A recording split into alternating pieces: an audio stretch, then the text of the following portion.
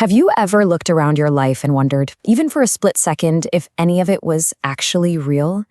Today, we're diving into a deeply personal, incredibly intimate explainer about exactly that. We're going to follow a young woman whose entire foundation was unwritten in a single, perfectly ordinary afternoon.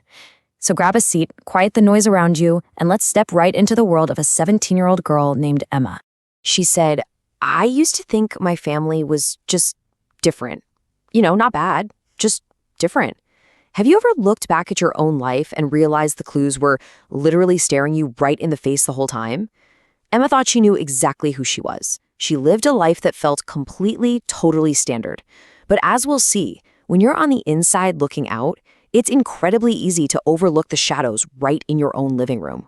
Which brings us to part one, the illusion of normalcy, and the signs that were always there.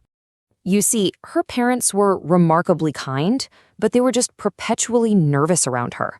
Emma started noticing that every single year on her birthday, her mom would cry right before blowing out the candles. And her dad? Well, every time he went to a school event, he'd look at her with this really strange mix of deep pride and this heavy, unspoken guilt. But, as a kid, Emma just figured all parents were anxious and emotional, right? She had absolutely no idea she was living in a house practically suffocating under the weight of an unspoken truth. And that leads us into part two, a dusty cardboard box found on one rainy Saturday. It was the kind of completely ordinary, lazy weekend afternoon that just lulls you into a total false sense of security.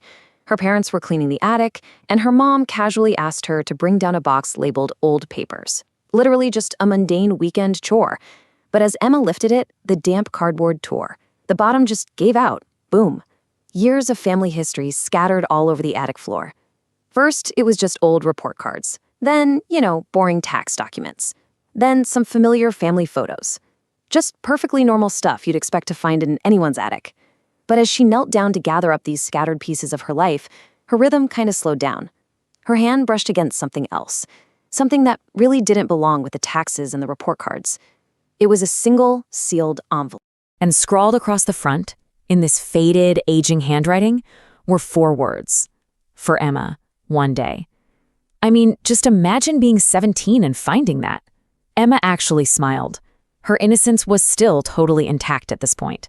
She figured it was just a birthday letter or maybe some sweet family memory they had tucked away for her high school graduation. So she slid her finger under the flap and opened it. Part 3. The adoption certificate and a totally shattered reality. Because this wasn't some sweet, vague letter. It was a formal certificate of adoption. It had her exact name on it, her exact birthday. But right next to the people she called mom and dad were these chilling, incredibly formal legal titles, adoptive mother and adoptive father.